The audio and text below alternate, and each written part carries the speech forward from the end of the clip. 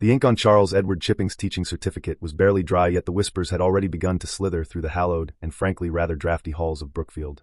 The story, a sweeping chronicle of a life dedicated to academia, centers on Robert Donat's portrayal of the titular schoolmaster, a man whose arrival in 1870 as a diffident Latin instructor sets in motion that transforms him from a mere educator into a living monument. And let's be real, young Chipping, a man who seemed to have been assembled from spare parts of austerity and starch, was a formidable sight. His posture was a masterclass in rigidity, his gaze sharp enough to pare an apple without a knife, and his voice, when it boomed, could curdle milk at 50 paces. His tenure would stretch not for a term or a year, but for 6 decades, a vast and sentimental ocean of time across which his story unfolds. Seriously, watching Mr. Chips accumulate years of experience as an educator is like discovering decades of dust on a forgotten globe. We see him as a young master, terrified of his own shadow and the impudent shenanigans of his charges. Then through a cinematic sleight of hand, he is middle-aged, then old, then ancient. The passage of time is a relentless conveyor belt of fresh faces, a blur of boaters and blazers.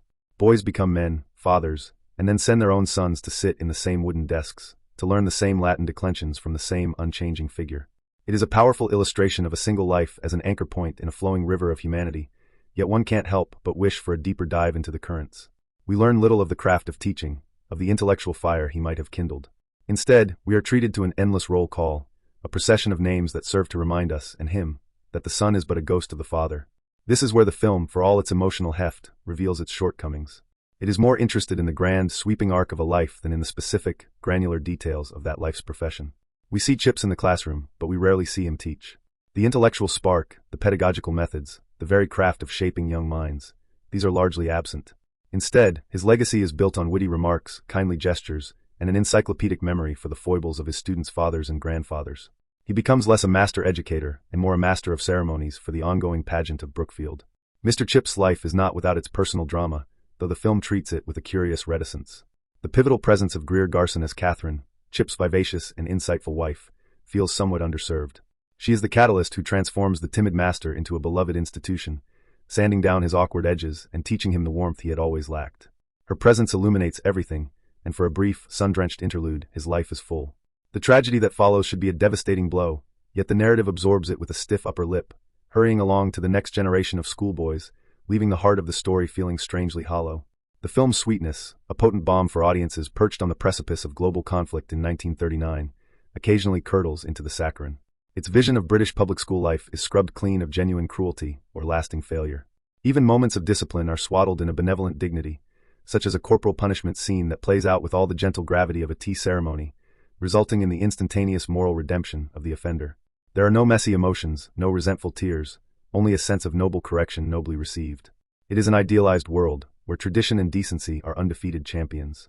A whimsical yet dignified production, blending Paul Henriad's charm, John Mills's grit, and Richard Adinsell's tunes, all marshaled by Sam Wood's steady hand, creating a cinematic stew both solemnly grand and delightfully peppered with eccentric British flavor. Ultimately, Goodbye Mr. Chips is a portrait painted in soft strokes. It doesn't chase drama as much as it folds it into the fabric of everyday existence, like a well-worn blazer where the lining has conformed to the wearer over decades. Chips becomes a living archive, a man whose mind holds a gallery of faces forever frozen in the amber of their youth. While the world outside Brookfield's gates succumbs to the brutalities of war and the crassness of modernity, he stands as a guardian of a more graceful past. He is a quiet rebel fighting a rearguard action against a future he sees as a factory for soulless ambition. The film may fall short of greatness by shying away from the complexities of its characters and their work, but its poignant portrayal of a single, steadfast life weathering the storm of the years is a deeply affecting and enduring achievement. It doesn't just tug on the heartstrings, it plays them like a harp. Thank you for watching my video. Your support means the world to me. If you enjoyed the content, please subscribe to my channel for more exciting updates.